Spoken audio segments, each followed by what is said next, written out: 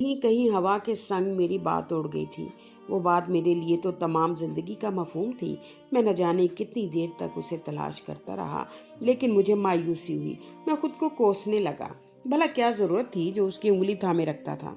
लेकिन वो बात भी तो मेरे साथ चिपकी रहती थी। उसने तो मेरे होश आवाज तक छीन लिए थे।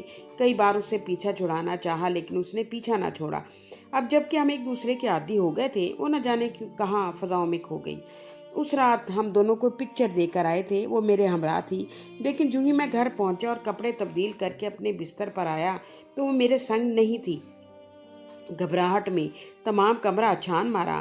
खिड़की से बाहर झांका। मेरा घर 5वीं मंजिल पर था। दिल में ख्याल आया कि बात ने बेबात होने के खौफ से खुदकुशी ना कर ली हो। मैं एकदम लरस गया। मैं तो उसके बगैर बिल्कुल अधूरा था। मैंने जहन पर छाए हुए ख्यालात को झटका और ये सोचते हुए कि वो यहाँ कहीं कमरे में होगी, वापस आ गया। खासी देर बिस्तर पर लेटा रहा। आखिरकार दिमाग ने इस बात को तस्लीम कर लिया कि बात कहीं इधर उधर उड़ गई है। आज तुम दफ्तर देर से आए हो, बॉस ने बरहमी का इजहार किया। वो तबीयत ठीक नहीं थी, रात देर से सोया, लिहाजा सुबह जल्दी ना उठ सका, मैंने जवाब दिया। उसके बाद न जाने बॉस क्या कुछ कहता रहा, लेकिन मेरा ध्यान तो कल रात वाले वाकये की तरफ था। बस मुझे इतना याद रहा कि उसने चंद फाइलें उठाकर मेरी तरफ पटकी और मुझे तमाम काम आज ही निपटाने का हुक्म दे दिया। मैं फाइलें बगल में दबाए अपनी मेज पर आ बैठा। क्या हुआ, मुझे परेशान देखकर मुराद अपनी मेज से उठाया और सवाली अंदाज से पूछने लगा। कुछ नहीं, मैंने मुख्तसरन जवाब दिया। नहीं, कोई बात तो है, उसने गहरी नजरों से देखते हुए कहा। मेरे जब्त का बंधन टूट गया और मैंने रात वाला वाकया उसके गोशो गुजार कर दिया। वो बड़ी अपनाइयत से मेरी बात सुनता रहा, फिर मेरे कंधे पर हाथ रखते हुए बोला, जब बात बेवजन हो जाए तो उसका खो जाना ही बेहतर है। वो अफसरदा चेहरा लिए अपनी कुर्सी पर जा बैठा। उसके जाते ही मेरा वजूद भी बेवजन हो गया। मैं खासी देर गैस के गुब्बारे की तरह पूरे कमरे में उड़ता रहा। मैं मुराद की बात को सुनकर बेवजन हो गया था। फजाओं में मुअल्लिक रहने के बाद मैं कब नीचे आया, मुझे इसका इल्म नहीं। बस इतना याद है कि तमाम लोग अपने अपने घरों को जा चुके थे और मैं अकेला बैठा फाइलों से उलझ रहा था।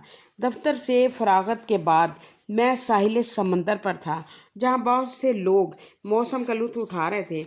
मुझसे कुछ फासले पर एक शादीशुदा जोड़ा कुछ गप्पियों में मसरूफ था। इसी लम्हे मुझे अजरा याद आ गई। मैं शादी के बाद जब पहली मर्तबा उसके हमरा यहाँ आया था, तो उसने एक अदा से मुस्कुराते हुए कहा था, तुम्हें मालूम है मुझे किस चीज़ का जुनून है?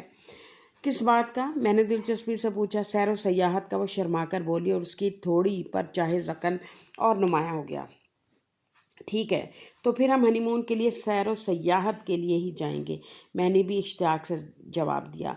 वक्त गुजरता रहा और हम दोनों अमली ज़िंदगी में मसरूफ़ हो गए। अजरा मकामी कॉलेज में प्रोफेसर थी, लेकिन वो घरेलू जिम्मेदारियों को भी बड़ी खुश असलूबी से निभा रही थी। उसी दौरान एक और वाक़या पेश आया कि मेरी ज़िंदगी ने नया मोड़ लिया, जहाँ अजरा और उसके साथ गुजारे हुए लम्हात धुंधले होते चले गए। उस दिन मौसम बहुत ख़राब था। सफ़ेद कपड़ों में मलबूस वो लड़की बुरी तरह भीग चुकी थी। मैंने उसकी के करीब गाड़ी को खड़ा किया। सुनिए, बैठ जाइए, मैंने उसे मुखातिब किया। उसने मेरी तरफ मदद तलब नज़रों से देखा और कहा, जी वो दफ्तर में बहुत देर हो गई और मौसम भी ख़राब है, क्या आप घर तक ड्रॉप देंगे? मैंने इस बात में सर हिला दिया। मैंने उसे घर ड्रॉप किया। उसने मुझे चाय की ऑफ़र की, जो मैंने कबूल की। उस लड़की में न जाने क्या बात थी कि अगले दिन मैं उसके दरवाजे पर था। शायद मैं तुम्हें नहीं समझ सकी, अजरा ने अपना सामान समेटते हुए कहा। मैं मुजरिमों की तरह खामोश खड़ा रहा।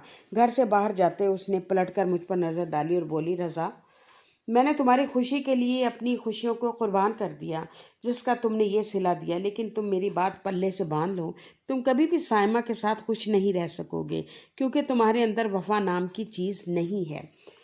वो गुस्से से बाहर निकल गई। उसके जाते उसके अल्फाज ने मेरे अंदर तहलका मचा दिया और मेरे जहन के गोशवारों पर अल्फाज सवार हो गए। मैंने ख्यालात को एकदम झटका। शादीशुदा जोड़ा कब का समंदर के किनारे से जा चुका था। शाम अंधेरे में छुप रही थी। मैं थके मांदे कदमों से घर की तरफ रवाना हुआ। घर पहुंचते ही मैं बिस्तर पर जा लेटा। मेरे ख्वाबगाह के कोने में साइड टेबल पर साइमा की तस्वीर थी, जिसके नाजुक से वजूद को मैंने अपने बाजुओं में थाम रखा था। मैंने तस्वीर को उठाकर चेहरे के करीब कर लिया। साइमा के अल्फाज मेरी कुव्वत समाज से टकराए।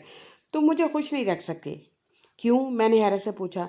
तुम्हारी और मेरी عمر کے درمیان 20 سال کا فرق ہے۔ اگر عمر کی بات کو ایک طرف رکھ بھی دی جائے تو ہماری سوچ بھی ایک دوسرے سے مختلف ہے۔ وہ جارحانہ انداز میں بولی، کیا تم اس وقت معلوم نہیں تھا کہ میں تم سے عمر میں بڑا ہوں جب تم نے مجھ سے شادی کی تھی؟ میں نے طنزیہ کہا، اس وقت میری عقل پر پردہ پڑ گیا تھا۔ وہ بولی، نہ سمجھ تھی یا سلمان تمہاری زندگی میں نہیں آیا تھا؟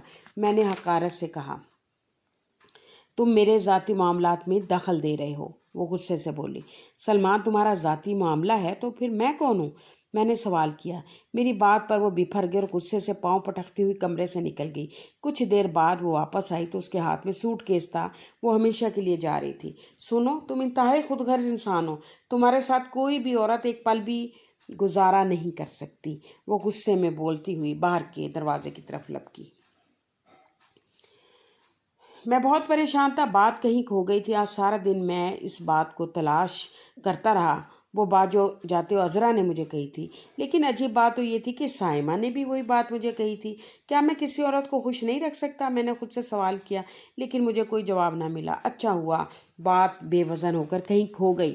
میں بھی تو اس کی وجہ سے تکلیف میں تھا، ہر وقت ذہن پر سوار ہو کر مجرم ثابت کرتی رہتی تھی۔ میں نے خود کو تسلی دی، خدا کا شکر ادا کیا اور بستر پر دراز ہو گیا۔ میرے جسم اور ذہن کو سکون ملا۔ نہ جانے کتنے عرصے بعد مجھے راحت کا احساس ہوا۔ اچانک مجھے احساس ہوا کہ میری جیب خاصی بھاری ہو گئی ہے۔ میں حیران ہوا کہ ابھی تو تنخواہ ملنے میں پورے 15 دن باقی تھے۔ میری جیب میں تو صرف ایک رومال اور ایک قلم تھا، پھر یہ وزنی کیوں ہو گئی تھی؟ میں نے 2 انگلیوں کی مدد سے جیب کا منہ کھول کر اندر جھانکا۔ میں ایک دم اچھل کر بیٹھ گیا۔ بات یہیں کہیں ہواؤں میں گم نہیں ہوئی تھی، بلکہ میری جیب میں موجود تھی۔ چند لمحے قبل بات کے کھو جانے سے جو مجھے راحت ملی تھی، اسے یکسر فراموش کر کے میں اپنی جیب کو گھور رہا تھا۔